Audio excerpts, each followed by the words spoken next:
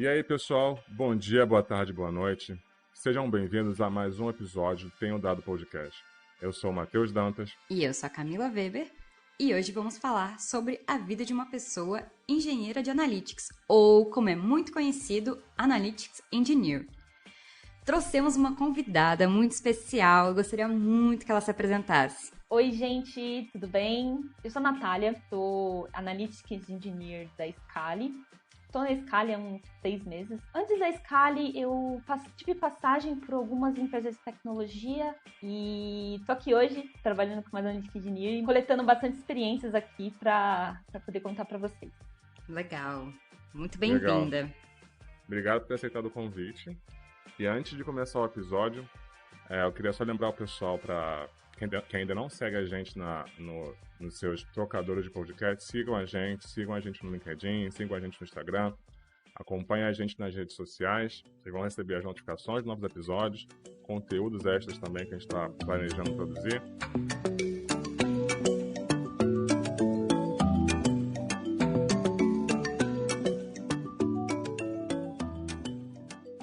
Beleza, Natália. Então, como você disse, você está na Scali hoje, há 6 meses, mas você também citou que você teve um background anterior em outras empresas.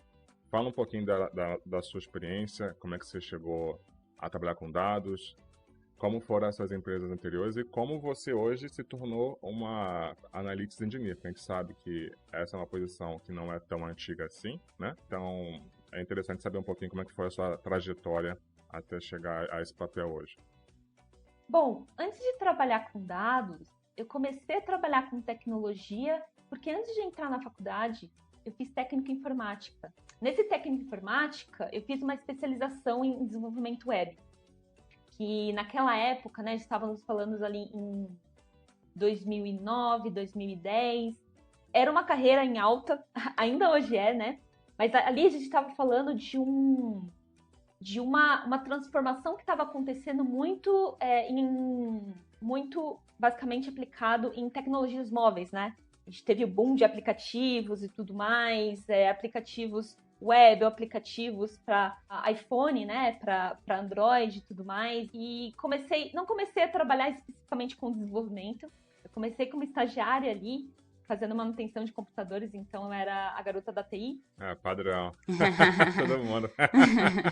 Limpando a impressora, limpando o computador. Limpando o computador, abrindo. Instalando o Windows, né? Exato. Clonando HD. Clonava HD ali, HD de 40 gigas. Nossa.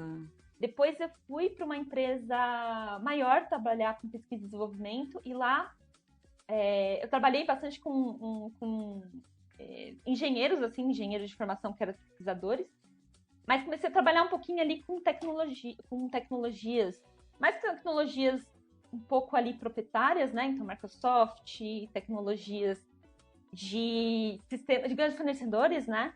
Então... Isso enquanto você estava na faculdade? Então, eu não estava na faculdade ainda. Eu estava fazendo o estágio do ensino médio técnico, né? Entendi. Legal. Tá Então, bom. foi bem antes, assim. Então, comecei com o estágio, trabalhando com manutenção de computadores.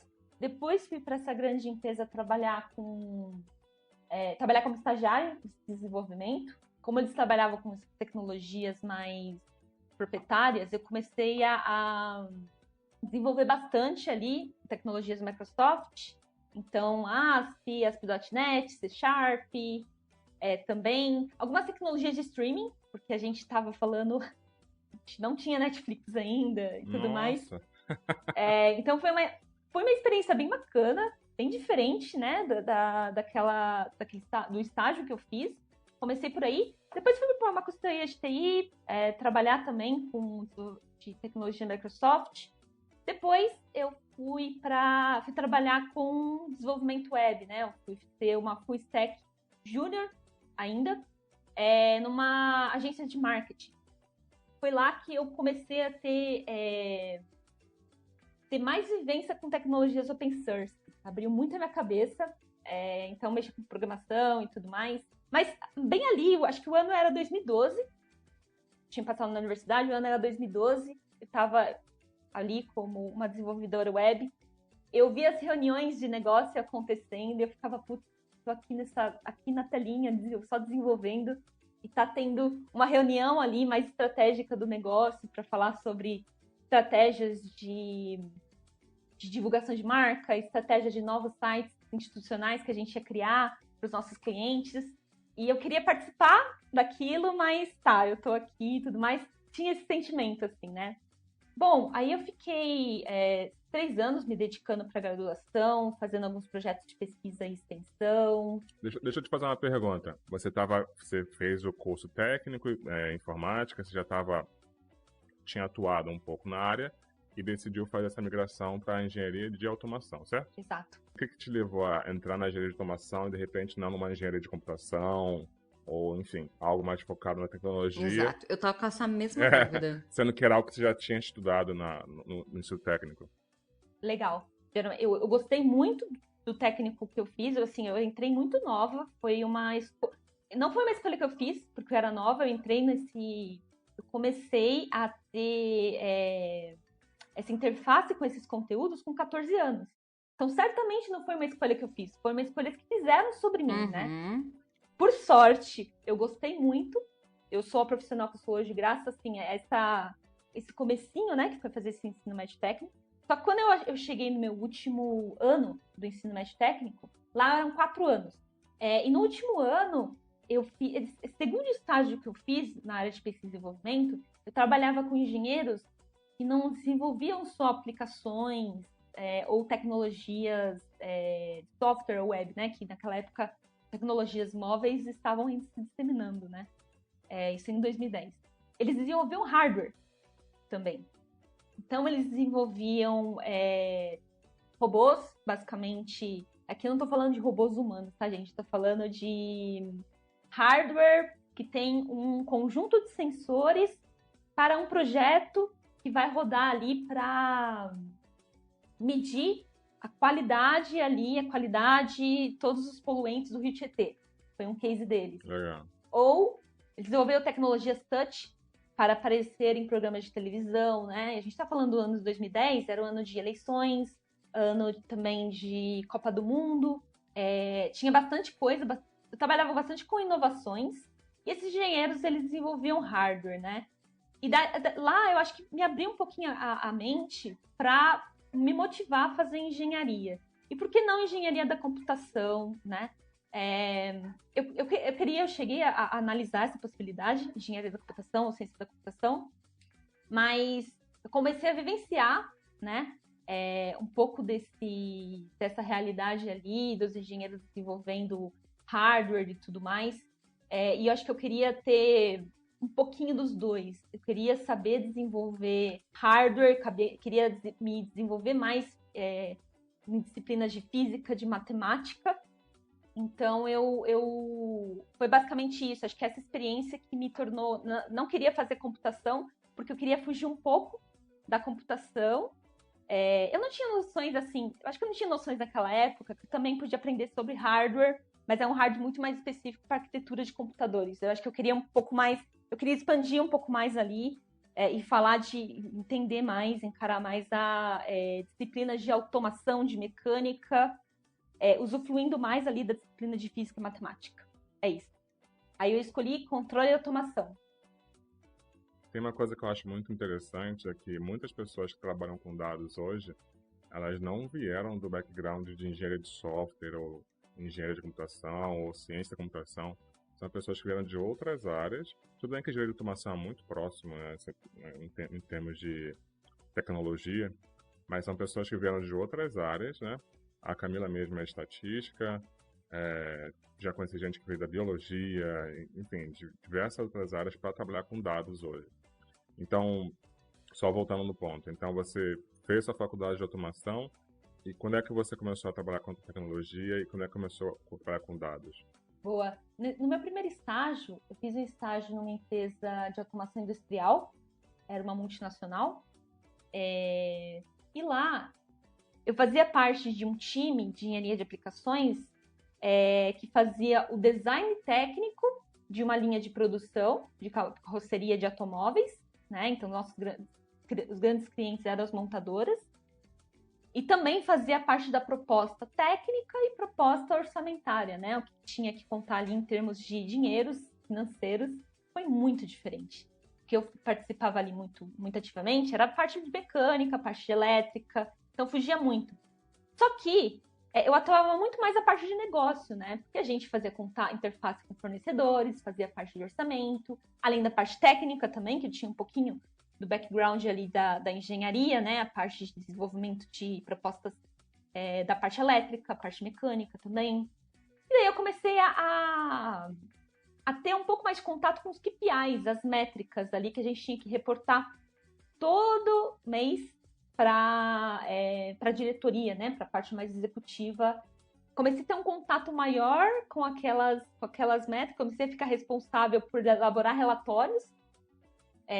Comecei a gostar bastante. Falei, putz, olha que legal, eu acho que eu acho que para mim, acho que foi uma escola para fazer esse estágio nessa multinacional, porque eu tive muitas noções de negócios que eu não tinha antes.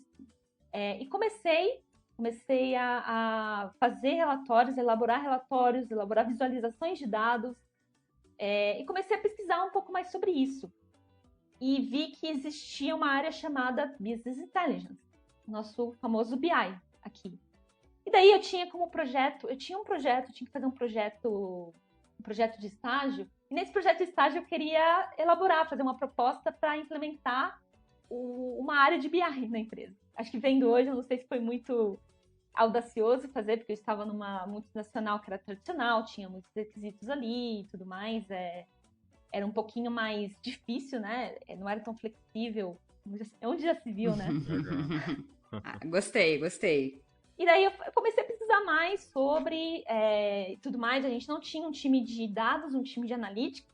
Comecei a analisar o mercado e vi que existiam vagas ali para estágio em análise de dados. Primeiramente, eu falei, putz, eu não tenho nenhuma experiência com isso.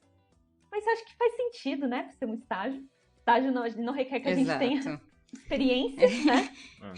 Deveria ser, né, pelo menos. Exato, não é o que a gente vê às vezes. Mas eu tinha pouca noção, né? Eu acho que eu não tinha, embora eu estivesse fazendo uma universidade de exatas e tudo mais, eu tinha muito para desenvolver a minha capacidade analítica ainda, para entender se as métricas estavam fazendo sentido. Eu tinha um pouquinho de noção de SQL, mas era, assim, bem básico. Eu tinha tinha experiência com programação, mas não com Python ainda, e geralmente em dados, né, gente, é muito disseminado, né, que se tem experiências com Python. Mas eu tinha lógica de programação. Eu acho que quando você tem experiência, né, você aprende ali a lógica da programação, não importa qual linguagem linguagem de programação você vai precisar ali usar no dia a dia. Eu também não tinha experiências com ferramentas de BI, ferramentas de visualização de dados. Eu só sabia mexer no Excel, né? Então, trabalhava numa área que mexia bastante com Excel, com VBA e tudo mais. Mas eu fui lá e me apliquei para a vaga. Era uma vaga na Audacity. A Audacity é uma empresa de educação, né? Lá do Vale do Silício, que veio para o Brasil em 2016. E, basicamente, era um estágio, assim, de um ano de novo, né? Que eu ia fazer, mas valeu bastante a pena, né? Eu basicamente dei esse reset, porque eu queria ter essa experiência. Daí comecei a trabalhar com dados na Audacity. Foi aí que eu comecei a ter essa experiência. Legal. E você começou nesse início, foi muito mais como uma analista de BI, certo? Você foi estagiando ali. Então, o seu cargo era muito mais como uma analista de BI ou já estava com uma classificação, por exemplo, de analista de dados? Eu comecei como estágio lá, era um estágio em análise de dados. Mas, ok, legal.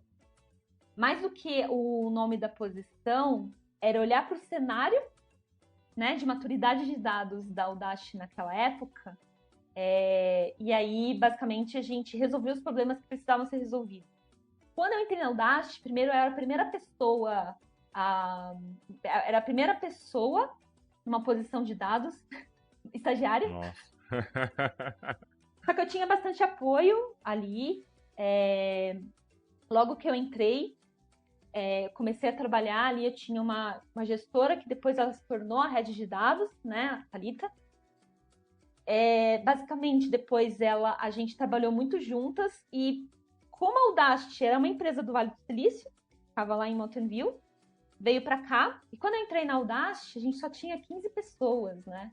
15 pessoas, nenhuma área de dados, muita coisa para fazer, e muita coisa para fazer, né? Quando eu entrei, basicamente, os times eles consumiam muitos relatórios lá dos Estados Unidos ainda. Tinha um data lake, tinha 2 data warehouses ali, um em Postgres, outro em Redshift. O que pode parecer estranho, o ideal seria a gente ter um data warehouse com a camada analítica toda ali da empresa, mas a gente tinha 2. Tinha bastante divergência nos números, a gente não tinha clareza das métricas que estavam sendo reportadas lá nos Estados Unidos, então tinha problemas de comunicação também. A gente não tinha engenheiros de dados ali, a gente tinha uma dependência do time de dados lá de Mountain View. Eita, difícil, né? Difícil, né? A gente trabalhava com sistema de metas de OKRs, né? Objective Key Result, que é bem disseminado também lá no Vale do Silício. Muitas empresas de tecnologias no Brasil também utilizam. E dado que a gente trabalhava nesse sistema, a gente tinha que elaborar nossos OKRs ali, só que a gente não tinha clareza ali do que a gente precisava. A gente tinha clareza de onde a gente queria chegar, porém a gente não sabia manipular os dados para modelar essas métricas e automatizar essas métricas para os times acompanhar. Então, esse foi o nosso primeiro objetivo, né? Tentar entender quais que eram as métricas de Mountain View para a gente conseguir modelar e entender se estavam fazendo sentido elas para o Audacity Brasil. Os nossos objetivos eram diferentes, né? Aqui a gente estava como uma startup early stage ainda, né? Estava começando. Lá nos Estados Unidos era uma startup que estava escalando. Então é muito diferente, né? Algumas métricas que a gente estava reportando aqui estavam sendo interpretadas de uma forma diferente lá. Era um caos, era bem, bem difícil mesmo, né? Quando o pipeline quebrava, né? Então a gente não tinha mais disponibilidade de dados, a gente tinha que esperar um fuso horário ali de 6 horas. Então foi bem difícil, né? A gente tinha uma maturidade baixíssima de dados para o nosso cenário dessa startup que estava começando no Brasil ainda, dessa operação que estava começando. Depois a gente foi, pouco a pouco, começando a compreender as bases de dados, elaborar as métricas para os times, fazer um discovery, né? Ali uma descoberta com cada um dos times. Algo bem bacana que eu tive nessa experiência é que, como era eu mais uma gestora e depois o time cresceu e tudo mais, a gente começou, eu e essa gestora de dados, a gente tinha que fazer entender todas as áreas da empresa. Entender o contexto dos times de marketing, entender o contexto dos times de produto, dos times de operações e atendimento ao aluno também, né? Deu bastante trabalho, mas foi uma experiência bem rica para eu começar a ter uma clareza de que eu tinha que ter um conhecimento um pouco mais multidisciplinar ali para falar com áreas diferentes. Legal. Né? Aí, fazendo uma descoberta nessas áreas, a gente começou a levantar as necessidades, perguntas do negócio que eles tinham que responder no dia a dia, para a gente começar a elaborar reporting, dashboards para essas áreas, né? E garantir que esses dashboards apontavam para fontes de dados que fossem para fontes de dados consistentes. Então, a gente foi evoluindo a maturidade ali de dados nessa empresa, de forma assim, por passo de formiguinha e tudo mais, mas foi evoluindo, né? E aí, quanto tempo você ficou de estágio? Ficou 1 ano mesmo? Fiquei nesse estágio durante 1 ano e fui efetivada analista de dados júnior em seguida. Legal. Concluí minha universidade, trabalhei como analista de dados júnior durante 6 meses aí, né? E nessas experiências, além depois de ter elevado um pouquinho mais a maturidade no sentido de reporting para os times de negócio, também tive outras experiências, né? Comecei a me aprofundar mais em perguntas de negócio, elaborando análises que ajudassem na recomendação, né, da tomada de decisão para os times.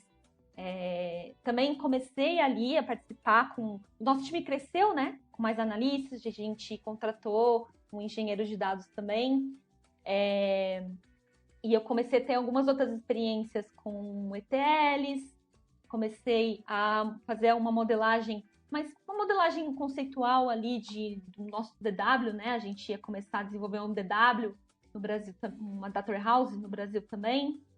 Foi essas um pouco das minhas experiências ali. Fiquei durante Então 6 ali já meses. começou a mexer com... O primeiro contato com o ETL mesmo foi já no próprio estágio.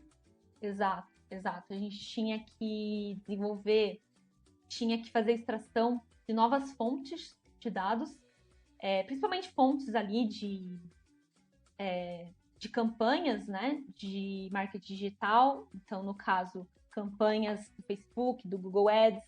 Fazia sentido a gente fazer essas extrações de dados aqui internamente, no nosso time aqui do Brasil. Fiz também, participei, eu apoiei, né, o time ali na construção do Data Warehouse. Fiquei na Audacity ali como analista de dados júnior durante os 6 meses, porque a Audacity fechou as operações no final de 2018. E depois eu fui para o quinto andar, trabalhar também com análise de dados, né, como analista de dados ali no time de analítica. Legal. Quanto tempo você ficou no quinto andar? Fiquei mais ou menos um ano e meio. Foi um ano e meio. Foi uma experiência bem enriquecedora no quinto andar, porque lá eu entrei numa tribo, né? Lá eles separavam entre tribos e squads. Sim. Eu fiz parte de uma tribo que tinha uma maturidade de dados muito baixa também. Porque era uma tribo Entendi. nova. Então teve que construir bastante coisa. A gente teve que construir bastante coisa, E foi lá que eu tive um envolvimento maior com um time bem mais consolidado de engenheiros de dados. Daí eu comecei a fazer a ponte entre negócios e times de dados para levantar requisitos com negócios, o que era necessário a gente ter ali na ponta para os dados serem consumidos pelos times de negócio na nossa ferramenta de análise de dados, fazer essa ponte ali com o time de engenharia de dados, que não tinha tanta proximidade com o negócio e, portanto, não tinha conhecimento com as regras de negócio que a gente precisava inserir na nossa camada analítica para consumo desses times, né? Então, comecei a ter essas experiências, comecei a ter um pouco mais de vivência com boas práticas de modelagem de dados. Foi no quinto andar que eu tive a primeira experiência em modelagem dimensional de dados, uma característica super importante também para uma carreira, né, em Analytics Engineering. E vocês usavam qual DW lá? A gente usava o Redshift. Legal. O Redshift, né, com as automações ali, com as automações, né, as ETLs orquestradas através do Airflow. Ah, legal. Então você já estava tendo contato ali mais com modelagem. Aliás, você estava tendo mais contato com modelagem, com orquestração de dados, também com essa parte de pipeline, também no quinto andar. Exato. E foi bem enriquecedora nesse sentido. Eu comecei a entregar algumas análises ad hoc para os times, né? Mas eu acho que essa ponte que eu fiz com os times de engenharia de dados e modelagem dimensional, ela foi bem presente nesse tempo de experiência do quinto andar, justamente porque era uma tribo que precisava muito de dados de fontes que eram novas, ou estava escalando ali muito o atendimento, né, do quinto andar. Eu tinha saído de uma startup early stage para ir para uma empresa de tecnologia, né? Estava escalando bastante ali naquela época. Quando a gente trabalha em empresas de tecnologias com esse tamanho, existem cenários ali em que times, operações diferentes, elas têm maturidade de dados diferentes, né? E eu acabei indo ali para uma operação, né, para uma tribo, que tinha uma maturidade menor, que precisava ali terem seus dados mais unificados e tudo mais na fonte. Eles não tinham acesso a esses dados, dado que eram ferramentas novas, dado que eram questões que o quinto andar não tinha explorado ainda. Os dados acabavam retidos nas ferramentas, a gente tinha que fazer extração, a modelagem desses dados para poder prover para os times de negócio também, né? Prover os KPIs e as métricas e tudo mais. E do quinto andar você foi para onde? Do quinto andar eu fui para Loft, também uma empresa aí do ramo imobiliário. Sim. E aí lá você ficou quanto tempo? Fiquei um ano na Loft. Como analista de dados. Como analista de dados, mas lá na Loft tem uma nomenclatura diferente. Lá eu era uma BA, uma Business Analytics Analyst. Uma analista de Business Analytics. A Loft é uma empresa que ela está crescendo bastante, só que ela é jovem, né? Tem os seus 3 anos ali. E daí o time de Analytics ele estava escalando, né? Ainda. A gente tinha um time de poucas pessoas, tem crescido bastante agora o time lá. E o papel de um Business Analytics mudou pouca coisa do que eu já fazia antes.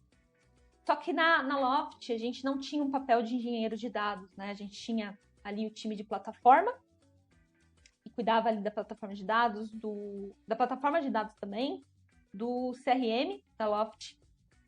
Mas os Business Analytics, eles tinham que, para conseguir levar a maturidade, a gente tinha um papel também de extrair os dados das fontes, tinha um papel de modelar esses dados. Lá a gente usava o Databricks, e eu acho que o Databricks é uma ferramenta que ele ajuda a escalar muito rápido um time de analytics, porque ele provê ali toda uma automação, é uma ferramenta que provê recursos para você conseguir modelar dados de uma forma bem mais... modelar e disponibilizar dados de uma maneira bem rápida, né? Então, foi uma estratégia, acho que foi bem certeira da Loft para a gente prover dados bem mais rápidos para os times de negócio, né? Então, a gente utilizava essas ferramentas, fazia a extração de dados, fazia a modelagem dos dados também, fazia algumas análises ali pontuais para responder perguntas do dia a dia. Na Loft, eu trabalhei bastante com um time de Voice of Customer, né? Basicamente, os times de atendimento, o time de Customer Experience também.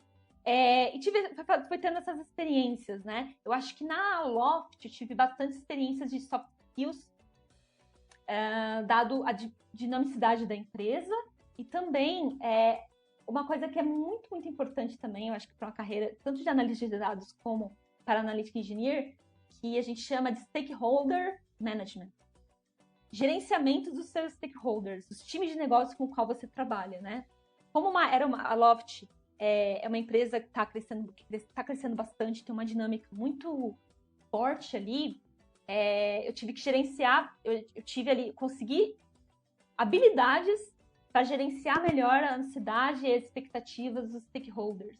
Isso foi fundamental, assim. Então, tive um ganho muito grande de soft skills na Loft, me formaram uma profissional bem mais madura, do ponto de vista de comunicação também, outro soft skill muito importante. Comunicação e gestão dessas expectativas com os times de negócio com relação às entregas relacionadas a dados de um time de analytics. Sim, importantíssimo.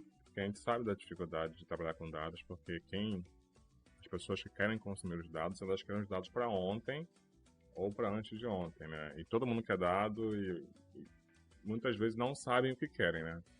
Querem o dado, mas não sabem muito bem o que quer. Então, você entrega o dado e a pessoa fala assim, mas não era bem isso que eu queria, mas não tinha isso em mente. Ou quando ela realmente vê o dado, ela percebe que o que ela estava na mente não era verdade, ou a hipótese era uma hipótese falsa.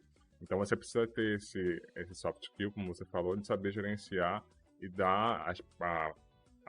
conseguir gerenciar a expectativa dessas pessoas para que elas não criem falsas expectativas e tenham um pouco mais de senso de realidade do que pode acontecer, o que é viável, o que não é viável, enfim.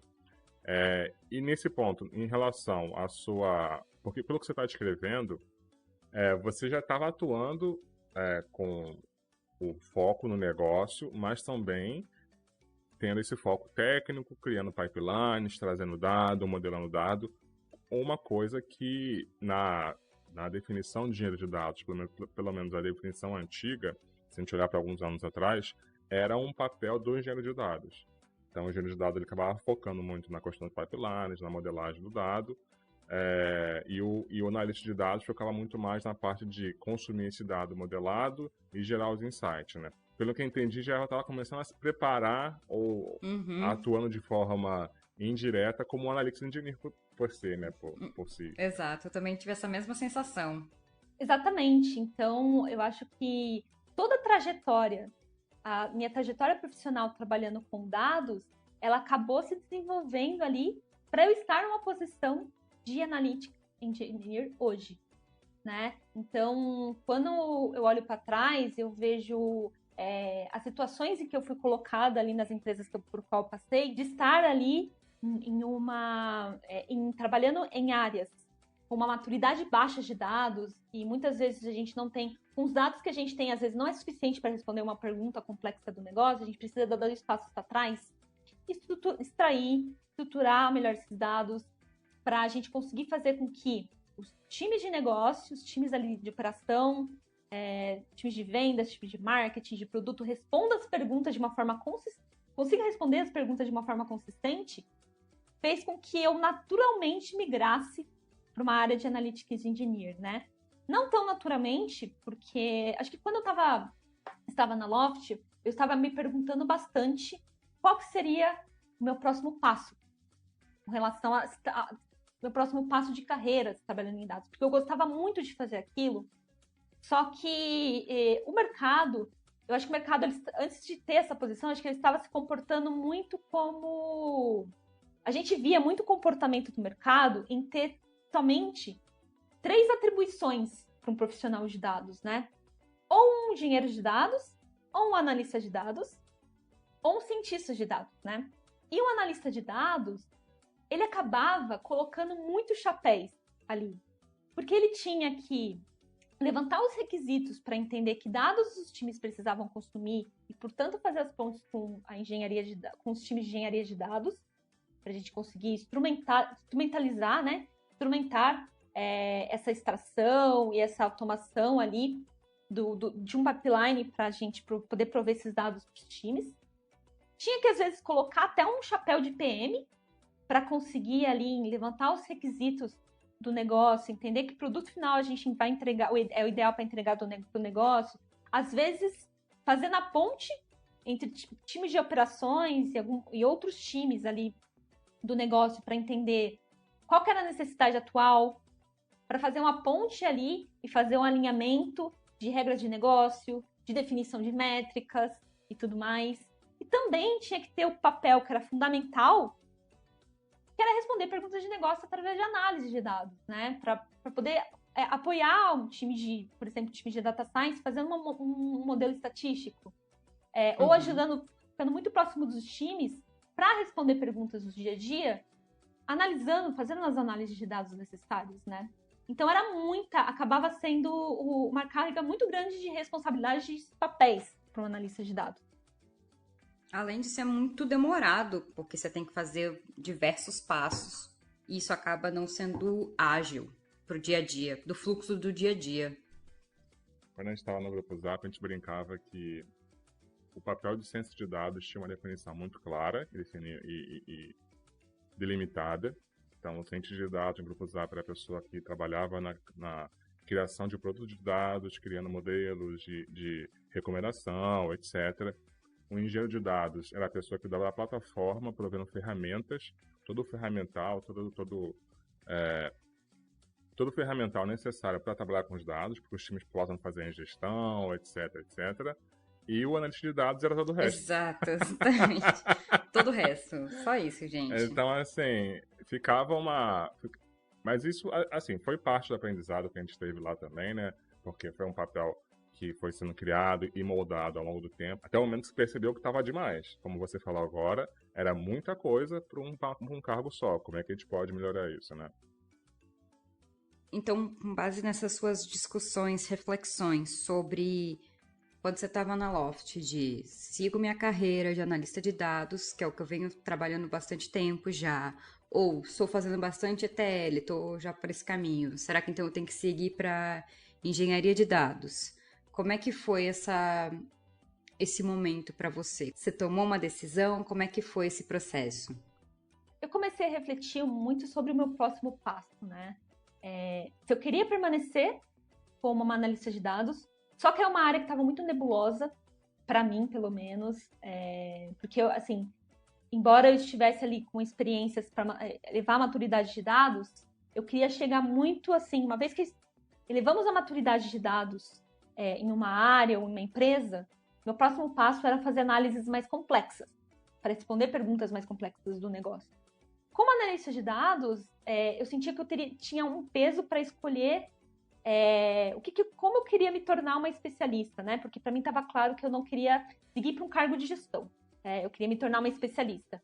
Então, eu continuava ali trabalhando para me tornar uma especialista em análise de dados, ou ia para data science, ou se eu poderia seguir uma carreira em engenharia de dados, dado que eu tinha uma proximidade grande com time de engenharia de dados, e me brilhava um pouquinho os olhos também. Só que para mim eu gostava mais da camada analítica, né, e não muito ali entrar em questões mais profundas de plataformas de dados. No caso, eu acabei me vendo como uma profissional generalista. essa é a questão, né? Eu acho que faz parte do meu perfil. E eu acho que é algo bom, né? Porque, assim, uma pessoa que gosta bastante de várias disciplinas de dados, eu acho que consegue aumentar o seu repertório, né? Quando eu comecei a pesquisar mais no mercado, eu acho que estava bem no comecinho, eu acho que estamos ainda, mas estava bem no comecinho de algumas empresas abrir vagas para Analytics Engineer, né? Eu comecei a consumir alguns conteúdos no blog da Nubank, participar de alguns meetups, para poder entender qual foi a estratégia pelo qual eles mudaram a posição de Data Analyst para a Analytics Engineer, né? Comecei a ler um pouco mais, ler conteúdos lá fora, né? Alguns artigos ali internacionais sobre o assunto. Tem um blog post na Medium muito bom na Spotify, que é um outro modelo, que é um outro case muito legal. Bom, e daí eu fui consumindo um pouco desses materiais, que eram poucos, estão bem escassos hoje ainda, acredito, por ser uma posição relativamente nova no Brasil. Fui começando a entender que é um papel que eu me identificava bastante, né? Porque era uma posição que ia focar muito na implementação, na modelagem, na manutenção e na documentação de um pipeline analítico. Então, era uma pessoa que ia se responsabilizar por prover estruturas de dados consistentes para os usuários finais, né? Comecei a me identificar bastante com isso porque era algo que eu fazia muito nas minhas experiências passadas, né? Era uma área que vai trabalhar muito próximo de todos os tipos de negócio. Me parecia algo que eu me encaixaria por ser ali, ter um perfil um pouco mais generalista também. Legal. Então, dessa forma, você consegue delimitar um pouco do que o analista de dados faz, né? Que é o ponto que a gente colocou antes, que era um grande guarda-chuva contemplando várias atividades. Então, essa parte da construção, manutenção de pipelines, prover uma estrutura de dados ideal para que consumo e análise fica a cargo do Analytics Engineer.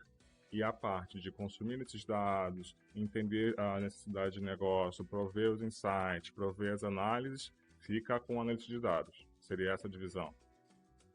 Exato. O Analytics Engineer, ele precisa ainda ter muita proximidade com o time de negócio, tanto quanto o analista de dados, justamente porque ele vai focar na camada analítica, ali para prover os dados para os usuários finais. Então, precisa garantir, precisa ter uma interface grande com os stakeholders, precisa conhecer do negócio, precisa também, pode apoiar ali na tomada de decisão para os times de negócio, para os próprios analistas de dados, para levantar perguntas que possam ser respondidas por esses times, né? Algo bem interessante que eu vejo dessa posição é que é uma posição que torna o trabalho dos times de dados mais produtivo. Sim, exato. Eu sinto muito isso. Eu não trabalho com ninguém que tem essa posição hoje na empresa que eu atuo. Mas eu queria tanto que tivesse, porque ia me ajudar muito. Eu sou analista de dados, né? Nossa, ia facilitar tanto o meu trabalho. Então, sim, concordo muito com você. Pois é. A posição de Analytics Engineer, ela é muito estratégica e eu acredito que agora, à medida que as vagas estão sendo abertas com essas posições, me parece que as empresas estão dando um passo a mais, porque basicamente a gente está entendendo a importância e o valor que se tem ter uma pessoa dedicada ali para olhar para as métricas, para as regras de negócio, para poder ter um background técnico para poder implementar, modelar e manter a camada analítica também, para que a gente tenha estruturas de dados mais consistentes, olhar um pouco mais de carinho à qualidade de dados que chega para os times de negócio também, para poder manter a governança numa ferramenta de visualização de dados, né, à medida que a empresa vai escalando e os dados também. Então, quando eu falo aqui que o Analytics Engineer torna o trabalho dos times de dados mais produtivos, justamente no caso de um analista de dados. Ele vai poder se focar agora em responder perguntas do negócio, em fazer análises que entregam valor, que entregam recomendações cada vez mais assertivas para tomada de decisão, enquanto o Analytics Engineer está focado para entregar dados mais estruturados para consumo, para essas análises que um analista de dados vai executar. Ele torna o trabalho mais produtivo de cientista de dados também, porque o cientista de dados, ele pode agora, finalmente, ele pode consumir menos tempo estruturando, limpando dados ali nos datasets deles, porque a gente vai entregar uma camada analítica, vai entregar estruturas de dados cada vez mais refinados para consumo desses times, e também para os próprios times de engenharia de dados também, torna o trabalho deles mais produtivos, porque o Analytics Engineer, ele vai fazer uma ponte, vai conseguir conversar tecnicamente com esses times, né? Vai implementar automações e monitorias ali nos pipelines de dados. Então, quando o pipeline de dados quebra, tem problemas, o Analytics Engineer, ele tem contexto suficiente para entender por que quebrou, qual o impacto que isso vai gerar no negócio, e fazer a ponte com engenharia de dados para conseguir ali resolver o problema de forma conjunta. Então, beleza. Então, a gente entendeu o problema que o analista de dados está se propondo a fazer, esse gap que você identificou, que era necessário.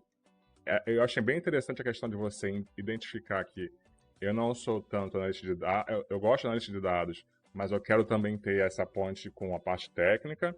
E você conseguiu identificar ali exatamente o que você exatamente o que você tinha como ideia de carreira para você.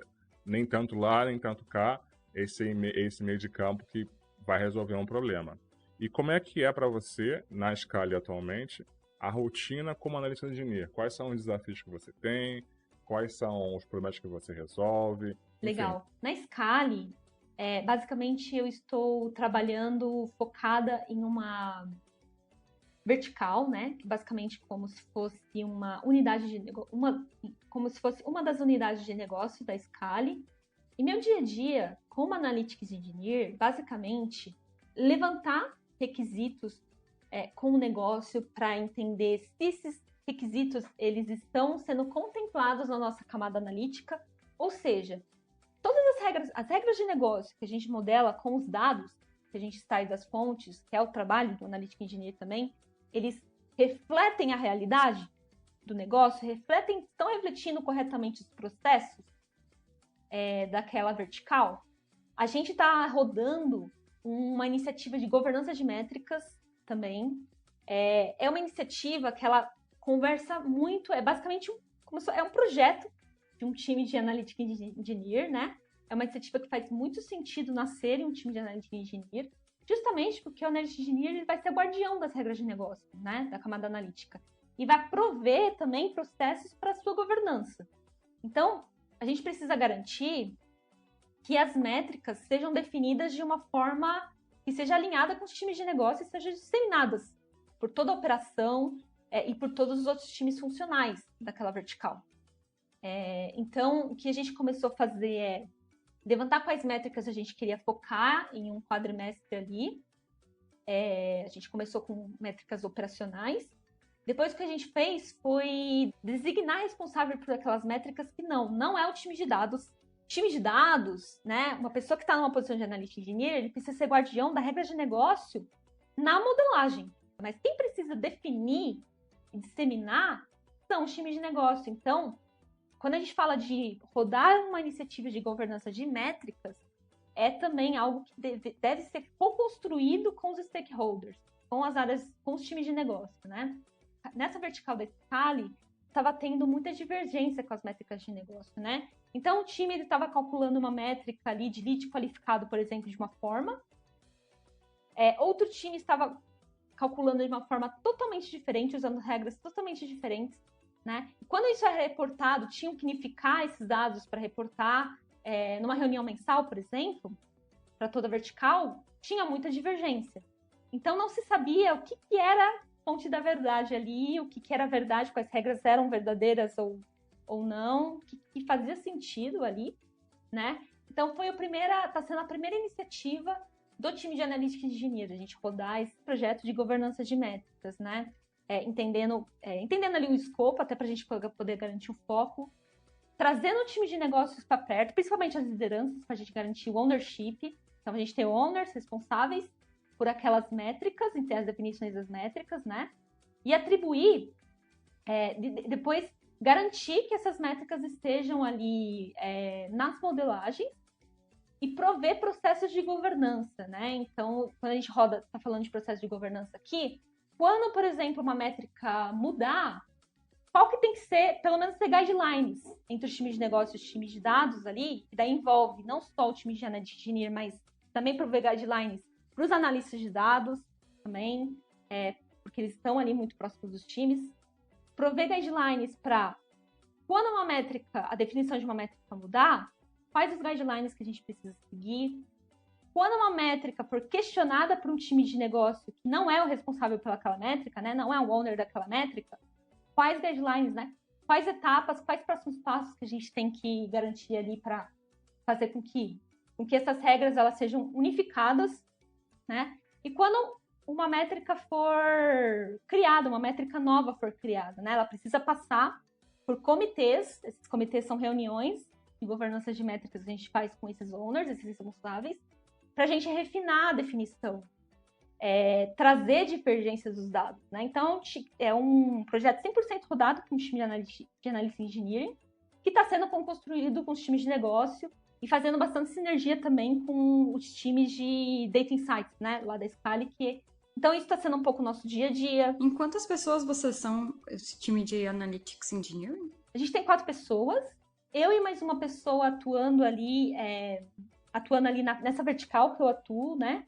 Além disso, né, o meu dia a dia é composto por quê? Por monitorar o pipeline analítico, né? Se quebrar, por exemplo, a gente orquestrou a ETL no Airflow, e daí quebra esse ETL, né? O que a gente precisa fazer para garantir que esteja funcionando corretamente, implementar monitorias ali de dados usando ferramentais disponibilizados pelos times de Data Platform para a gente conseguir criar essas monitorias. A gente faz todo o levantamento de melhoria de performance também nas modelagens, então isso é muito, muito importante. Então, traz um pouco aí do background técnico para o engenheiro de analytics, que ele é muito importante.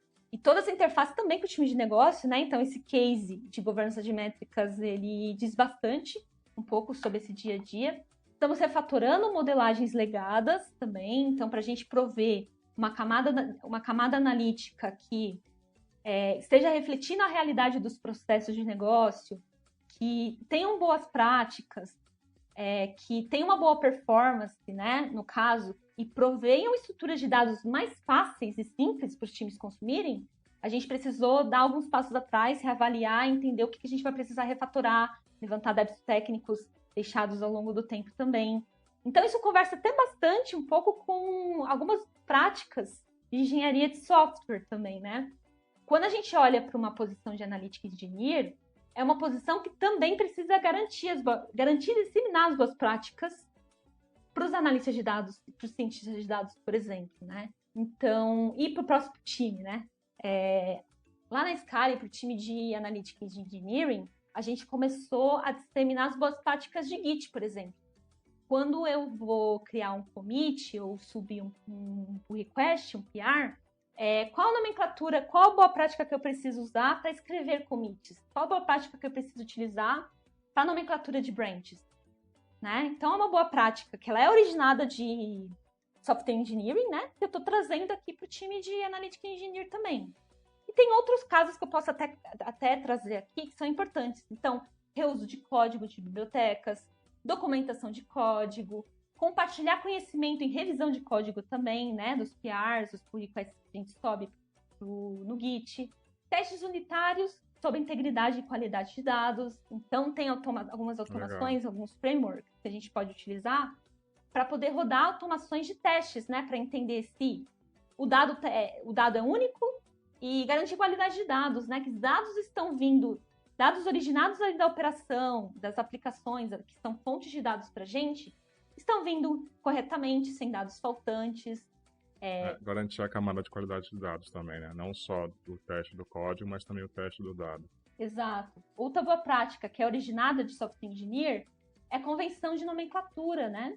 Então, sobre objetos de dados. Em Analytics Engineer, como é que a gente consegue garantir diretrizes para uma boa nomenclatura de tabelas que vão ser consumidas pelo negócio, de estruturas de dados nas ferramentas de BI, nas ferramentas de visualizações de dados, né? Tableau, Looker, Power BI, por exemplo. Convenção de nomenclatura de colunas de tabelas também.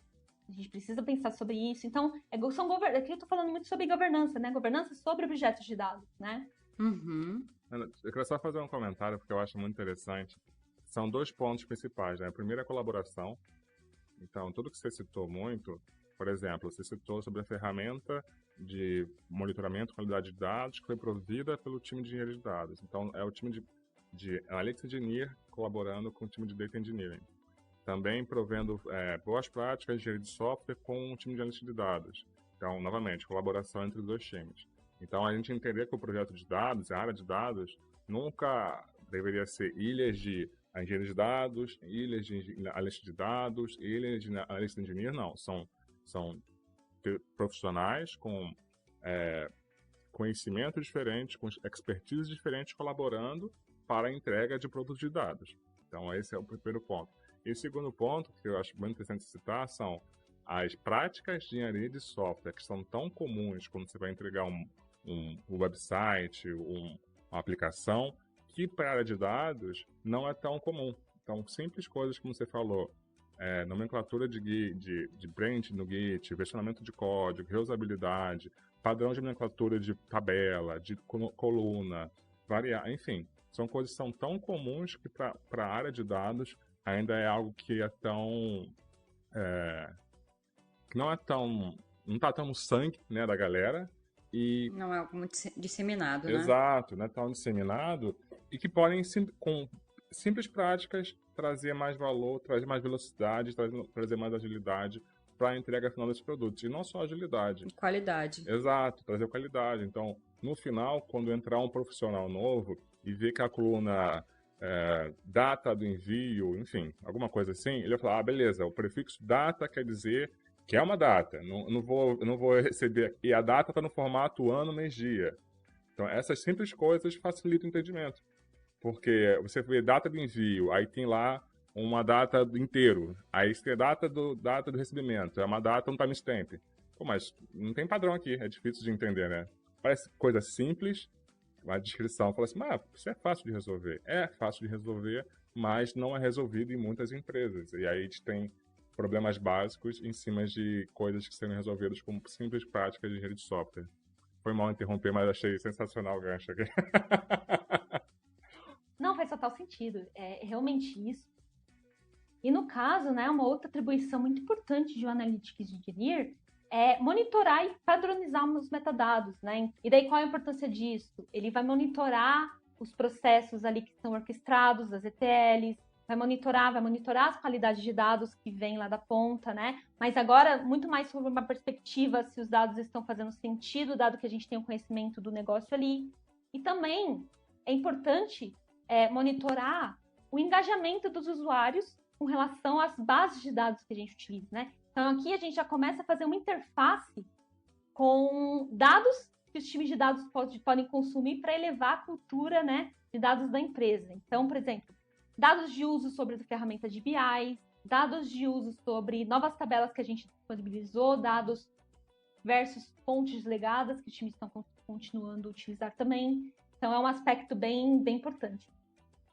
Uma outra atribuição, eu acho que é um aspecto muito importante também para o Analytics Engineering, é que, dado que ele tem uma interface forte com o time de negócios, mas também tem habilidades ali, precisa ter um background técnico, também ele pode ser uma pessoa que vai desenvolver visualizações para os times de negócio. Só que o ideal seria não necessariamente fazer dashboard ad hoc, nada disso, né? Eu acho que o Analytics Engineer tem um papel muito estratégico e importante para disseminar a cultura self-service, né? Entregar ali tabelas que sejam facilmente consumidas pelos times de negócio também, mas ele também pode construir visualizações, ele também pode construir dashboard. Não é uma atribuição que ela vai ficar especificamente apenas para um analista de dados, né? Entendi. Por quê? Porque a gente acaba tendo uma visão bem holística do todo. E dependendo do produto de dados que a gente for entregar, que é uma tabela, é uma visão disponível, uma estrutura de dados disponível numa ferramenta de visualização de dados, né? Looker, Tableau, Power BI, por exemplo. a gente pode, como a gente está sendo o guardião de dados e a gente precisa garantir que os times estão utilizando, a gente pode criar visualizações de dados para estimular, né, para engajar os usuários aquele consumo. Então, por exemplo, na Scale, um dos produtos de dados que a gente vai entregar com essa iniciativa de governança de métricas são os dashboards oficiais da vertical. Ah, entendi. Isso não fica com os analistas de dados dessa vertical? Fica com os Analytics Engineering? Vai depender muito de como o time de Analytics Engineer está organizado, né? No caso da Scale, e eu acho que pode ser um caso explicável em outras empresas também, em outras estruturas de times de Analytics Engineering, a gente quer deixar os analistas de dados focados em extrações de insights e responder perguntas cada vez mais complexas para o negócio, para a gente poder evoluir, assim, poder continuar escalando e crescendo como empresa. Como o Analytics Engineer está se responsabilizando por ser o guardião dessas métricas, está garantindo os processos de governança dessas métricas e está fazendo todo um trabalho muito de co-construção, a gente está ganhando muito contexto de uma forma mais holística, muito mais do que um analista de negócio, e está focado numa pergunta específica e vai precisar se aprofundar para gerar valor ali no time.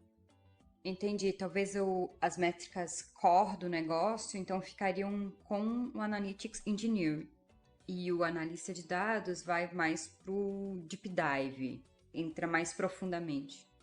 Exatamente, né? Eu acho que sim. É possível que em diferentes empresas isso mude, tá? Quis trazer muito mais uma visão de como a gente está se organizando na Scale para a gente poder alavancar a cultura de dados na empresa, né? Tornar a empresa ali data-driven. Acho que esse é um aspecto importante. Analytics Engineer, se ele também tiver habilidades em visualização de dados, também pode ser um diferencial, né? Sim. Eu achei interessante essa proposta, essa forma de se estruturar. Então aqui, esse parênteses que eu faço, ele é um caso de uso específico da Scale, está rodando na Scale atualmente, né? Pode ser diferente de outras empresas, né? Então, até empresas pelo qual eu já passei, que foram também criadas recentemente, times de Analytics Engineer, existem atribuições para Analytics Engineer que acabam se sobrepondo à engenharia de dados também, né? Porque lá eles fazem também a extração dos dados, ingestão dos dados também para o Data Lake. Na Scale, o Analytics Engineer não acaba fazendo isso, porque a gente tem uma estrutura, dentro do time de engenharia de dados, a gente tem uma estrutura de Data Platform, atualmente, né? E uma estrutura de Data Pipelines. São justamente engenheiros de dados focados em processos de gestão, processos de orquestração no Airflow. Então, a gente tem esses times, mas pode rodar de formas diferentes em empresas, né? Tem outras empresas também que tem o chapter de Analytics Engineering, só que tem perfis muito diferentes, né? Então, a gente vê, dependendo da necessidade dos times de negócio lá, então, as Analytics Engineers estão trabalhando muito fortemente com atribuições mais voltadas a engenheiros de dados, né? Porque a empresa não tem um time de engenheiros de dados. Dado essas práticas, né, essas atividades, então, construção de ETL, monitoramento de qualidade de dados, monitoramento do pipeline, verificar engajamento, metadados, qual ferramental seria interessante conhecer? Ou qual ferramental é utilizado normalmente para trabalhar com essas atividades? Boa, eu vou começar aqui do mais simples. Quando a gente precisa fazer consultas aos bancos de dados, a parte de modelagem também, a gente acaba utilizando o SQL. Então, SQL é fundamental. A gente utiliza o SQL fazendo consultas no Athena, né? Um ferramental ali do AWS, né? O armazenamento de dados a gente utiliza ali o S3, né? Então, tecnologias da Amazon mesmo. Para modelar dados, a gente utiliza o Spark. Então, a gente utiliza ali o PySpark também. Então, PySpark, ter uma noção sobre processamento distribuído de dados, né? A tecnologia Spark em si. E também saber fazer as modelagens em Python é importante. Então, conhecer Python é importante, ter conhecimento de programação é importante. É engraçado porque você comentou o PySpark, é uma ferramenta que está sendo muito utilizada para a construção de pipelines hoje no mercado, mas uma coisa que eu vejo muito em alta no mercado também é a utilização do dbt. Então, como o pessoal fala muito nessa questão de utilizar, em vez de ser o ETL, fazer o ELT, então você extrair da base, jogar tudo para o seu data warehouse, para o seu destino, e dentro dele fazer as transformações, você tira essa camada de processamento do Spark, então você tira o Spark da jogada e começa a usar o poder de processamento do seu Data Warehouse. Então, tem muita gente que usa o DPT com o Snowflake, por exemplo, que é o Data Warehouse conhecido no mercado. Então, você constrói os seus SQLs e faz o processamento em cima dele. Tem muito artigo de DBT falando sobre Analytics Engineer e essa prática. Eu, por um segundo, achei que você fosse comentar dele, mas eu achei muito interessante você falar que utilizando o Spark, porque é outra perspectiva sobre a possibilidade da área. Exatamente. O DBT, eu considero o DBT como uma ferramenta fundamental ali, é uma ferramenta que foi construída para Analytics Engineer, então eles têm até um blog post deles falando sobre a carreira de Analytics Engineer também, eu recomendo bastante. Então, eles têm boas referências no blog deles, né, sobre a carreira de Analytics Engineer e tudo mais, eu recomendo bastante a leitura.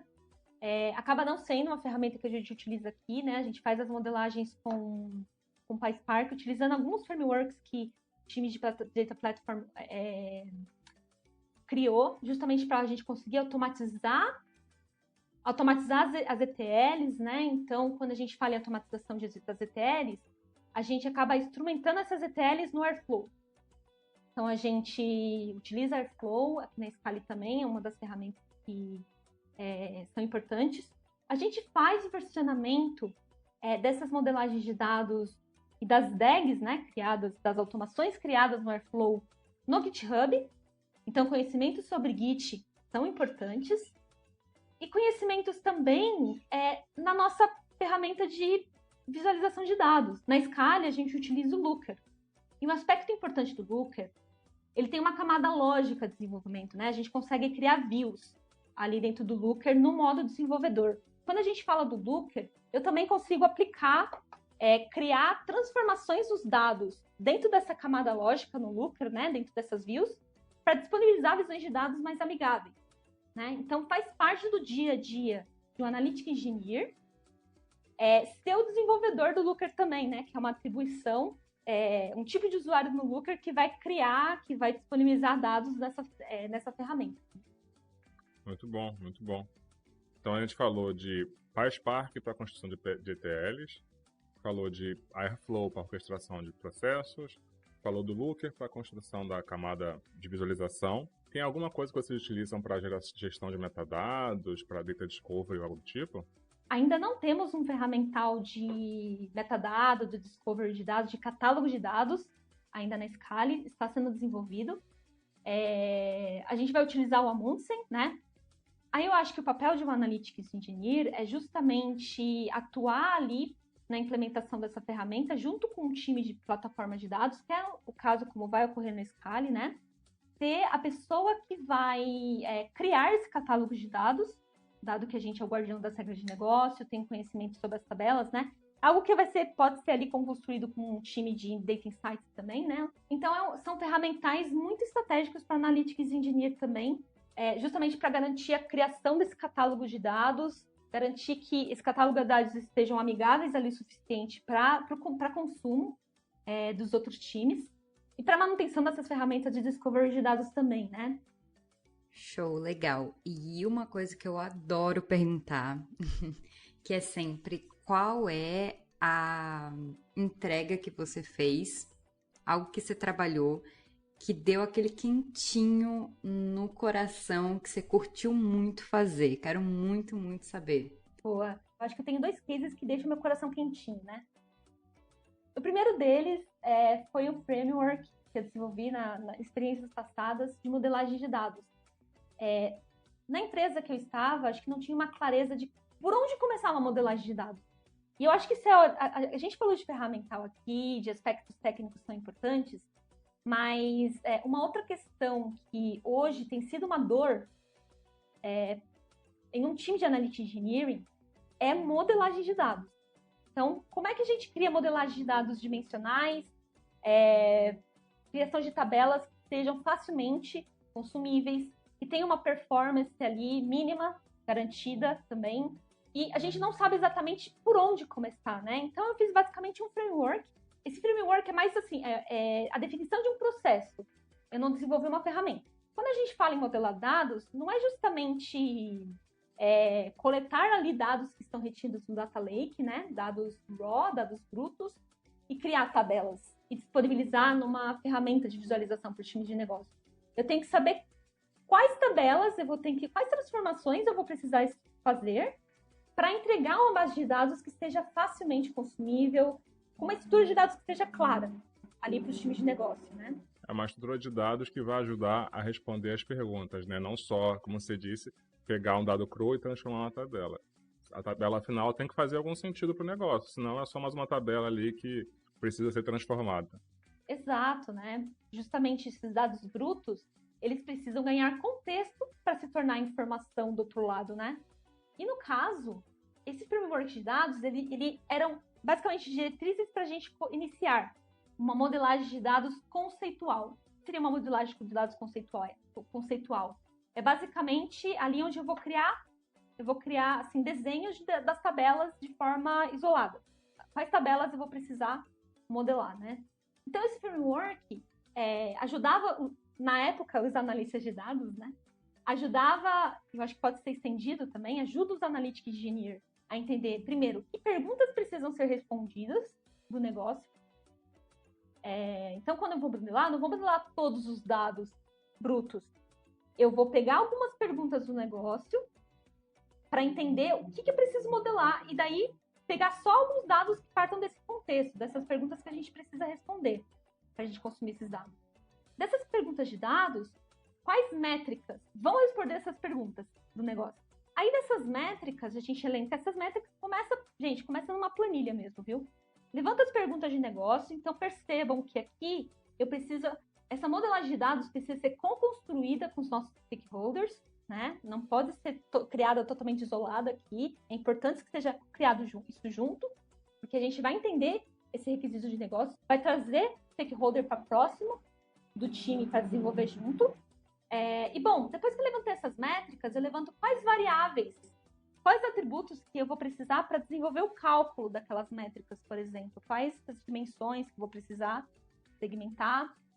E depois aí já começa um trabalho mais interno, né, de Analytics Engineer ali, para entender qual é a fonte, né? Qual é a fonte, qual é o dado bruto que vai ser o depara para esses atributos, para essas variáveis. Com isso, a gente consegue criar modelagem de dados mais ágeis, porque a gente consegue ágeis e incrementais, né? Porque eu não preciso pegar todo o contexto, né? Pegar todos os dados que estão ali no Data Lake e criar tabelas, né? Porque muitas dessas tabelas, às vezes, nem vão ser consumidas pelos times de negócio. Se eu tiver clareza das perguntas e das métricas, a gente já consegue criar modelagens de forma mais rápida, né? Que os times consigam ali com mais agilidade consumir. Eu acelero a disponibilização dos dados lá na ponta para os times de negócio. Então, foi um framework ali bem interessante, né? De modelo conceitual, depois criar um modelo lógico para a gente definir as chaves primárias, as chaves estrangeiras dessas tabelas. Em seguida, a partir do ferramental que a gente tinha para fazer essas modelagens físicas, né? Realmente criar as tabelas ali, disponibilizar, poderia e daí rodar isso depois e implementar e automatizar, né? Então, foi um case ali, um framework bem legal para direcionar melhor os times, né? E que se tornou referência ali para a empresa. E qual foi o outro projeto? É um projeto que eu já falei aqui, né? Um projeto de governança de métricas que estou recentemente implementando ali com o time na Scali. É um projeto que ele ainda está em desenvolvimento, mas eu acho que a gente já está colhendo alguns frutos, né? Então, a gente está engajando os times de negócio a fazer parte dessa definição das métricas, poder educar esses stakeholders para a gente conseguir fazer com que eles entendam que a definição parte deles e criar comitês para a gente conseguir alinhar essas definições e disseminar toda a vertical, trazer um pouco mais de visibilidade dos problemas que estão acontecendo nos dados, né? Porque muitas vezes não é os dados que estão ruins, né? Às vezes é o processo lá na ponta que não está funcionando que gera esses dados. Então, eu acho que só por a gente estar rodando esses comitês de governança e tudo mais, a gente está trazendo mais clareza também.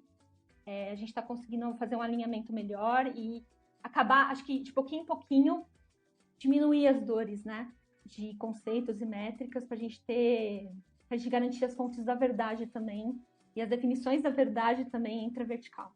E o legal é que essa iniciativa, ela também está sendo disseminada entre outras verticais também, né? Então, a gente conseguiu ali rodar isso dentro de uma vertical, a gente conseguiu entender alguns aspectos que a gente consiga tornar essa iniciativa cross-vertical, ou seja, ser implementada em outras unidades de negócio também dentro da Scala. Então, está sendo muito legal. Então, um dos casos de uso que a gente conseguiu tornar cross-vertical, generalizar, é o glossário de dados, né? Onde vivem essas definições das métricas. Enquanto a gente não tem um Amundsen, a gente criou uma MVP, levando essas definições por meio de um glossário no nosso Confluence também. É o nosso ferramental que a gente utiliza para a documentação, né? Então, são duas entregas aqui, duas iniciativas que me dão quentinho no coração, das quais eu me orgulho. Massa. Achei muito interessante, são 2 projetos que conseguem dar mais maturidade para a área de dados, né? Então, você falar de métrica, você falar de framework de modelagem, são 2 coisas que são muito importantes para garantir que o produto que está sendo entregue no final é um produto que vai ser utilizado, que vai entregar valor e também que é consistente. Então, quando você fala com uma métrica X, a empresa está falando a mesma língua, está todo mundo falando ciente sobre o que é aquela métrica X, como ela é calculada, de onde, enfim. Então, a gente falou dos seus 2 projetos e como é que você tem alguma colaboração com a comunidade de dados? Você participa de algum evento, alguma comunidade que você colabora, enfim? Atualmente não participo de comunidades, eu acho que eu estou no momento de consumir mais conteúdos do que participar ativamente, né? São planos para esse ano ainda, eu acho que a área de analítica é uma posição nova no mercado brasileiro ainda, mas eu também enxergo que tem muitas oportunidades para a gente se integrar mais como uma comunidade, né, em Analytics Engineer, justamente porque há poucos conteúdos produzidos ou disseminados no país acerca da carreira. A gente tem muita oportunidade ali para disseminar boas práticas de implementação, de modelagem, né, de manutenção de pipelines analíticos. E também as oportunidades para a gente desenvolver pessoas que querem estar nessa carreira, né? Exato. Hoje está sendo bem complexa a contratação das pessoas engenheiras de analítica. Acho que as vagas que têm abertas estão pedindo bastante... Geralmente pedem bastante cargos sênior e pleno, mas a gente tem que também olhar para uma questão de como é que a gente consegue desenvolver pessoas que queiram iniciar a área, ou que queiram iniciar na área, ou que queiram fazer uma mudança de carreira também. Eu acho que a gente precisa olhar para esse aspecto com um pouco mais de atenção. E eu acho que oportunidades tem, né? Mas acho que é um pouco disso, gente. Mas você já está participando da comunidade do Tenho Dado aqui, gravando podcast com a gente. Pois então aí, ó. Mas esse é um dos nossos objetivos, de justamente conseguir compartilhar a experiência de profissionais da área, falar sobre os temas da área de dados, trazer esses assuntos, discutir e colaborar e compartilhar com a comunidade. Então, só de você estar participando aqui, falando sobre a sua experiência, sobre o que você tem conhecimento, já é uma forma de compartilhar conteúdo com as outras pessoas que estão buscando informação. Então, Nath, muito obrigado pela sua participação. Foi muito bom de ouvir você sobre esse novo papel que tem na área de dados. Tem muita gente interessada, querendo saber, tem muita empresa procurando e não está claro ainda para algumas pessoas o que é essa. Eu acho que agora, com esse conteúdo que a gente está criando, pode ser que ajude as pessoas a entender um pouquinho mais sobre o que elas precisam buscar, sobre qual é a atuação e se elas têm interesse em atuar. Porque existe esse gap, as empresas estão buscando e agora as pessoas podem ter um pouquinho mais de informação para tomar decisão na carreira. Então, muito obrigado. Foi um convite de última hora, então eu vou mandar um obrigado indireto para a Manu, que conseguiu entrar em contato com você também. Obrigado por aceitar esse convite de última hora, por disponibilizar esse tempo, por ter compartilhado e por toda a experiência aí que você compartilhou com a gente. Também quero muito, muito agradecer ter essa oportunidade de escutar sobre essa nova posição, que faz pouco tempo que está no mercado e está em expansão. E para mim, que sou analista de dados, para mim uma posição muito importante, para mim foi muito bom tudo que você trouxe. Agradecer muito pelo seu tempo, pela sua disponibilização. Legal, gente. Agradeço demais o convite. Eu espero ter trazido aqui insumos um pouco da minha experiência, que contribuam aí para disseminar um pouco mais informações sobre essa carreira, né? Que é algo que a gente está sentindo muita falta. vou me comprometer nesse ano ainda, se eu quiser atuar mais em comunidades, é a gente disseminar um pouco mais o que está sendo essa carreira, o que a gente está vivenciando nas empresas hoje. Mandar um beijo aqui para a Manu também, a gente trabalha juntos na Scali, né? Ela que me indicou para esse podcast, então agradecer ela também. E, Nath, você tem alguma indicação pra gente? Sim, eu tenho alguns artigos, meus artigos que eu li sobre a carreira de Analytics Engineer, que vai dar uma clareza, podem dar uma clareza muito interessante sobre a carreira. Um blog muito bom chamado Locally Optimistic, ele é um blog em inglês, que traz muitos conteúdos muito interessantes, é uma comunidade, né, que escreve sobre temas nas áreas de dados, e tem um artigo que eu considero referência lá sobre a carreira de Analytics Engineer, a gente pode deixar linkado aqui. Tem um blog post da Scali, no perfil da Scali lá da Medium, que a gente escreveu sobre um guia prático em Analytics Engineering também, escrito pelo Fernando, o grande Fernando, que trabalhou com a gente aqui. Muito bom, muito bom. E você, Camila, alguma indicação para hoje? Eu tenho 2 indicações hoje. Eu tenho a primeira é um post do Medium, da Manu. O artigo no Medium, O Lado Difícil de Desenvolver uma Cultura Data-Driven, da Manuele Ferreira. Sim, essa é uma ótima indicação também. Eu li ele hoje pela manhã, recomendo bastante. Exato. E outra indicação é um podcast que eu indiquei pro Matheus. O Matheus gostou bastante também, então vou indicar aqui, que é Medo e Delírio em Brasília, que é um podcast que fala sobre a política no Brasil, mas com um alívio cômico. Então é triste, mas aí você também ri, que o Brasil faz isso mesmo, ri da própria desgraça. Então super recomendo esse podcast também. E, Matheus, você tem alguma indicação hoje? Tenho sim. Eu tenho 3 indicações hoje. A primeira é um livro que eu estou estudando, para falar que eu não indico coisa técnica. Eu estou lendo o livro Learn Helm. Helm, para quem não sabe, é uma ferramenta é um package manager, um gerenciador de pacotes do Kubernetes. Então, é uma ferramenta que te auxilia a fazer deploy de aplicações no Kubernetes.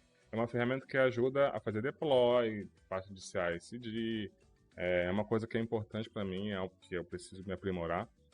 Então, recomendo para quem quiser se aprimorar nessa área de Kubernetes, entender um pouco mais sobre deploy. Está em inglês.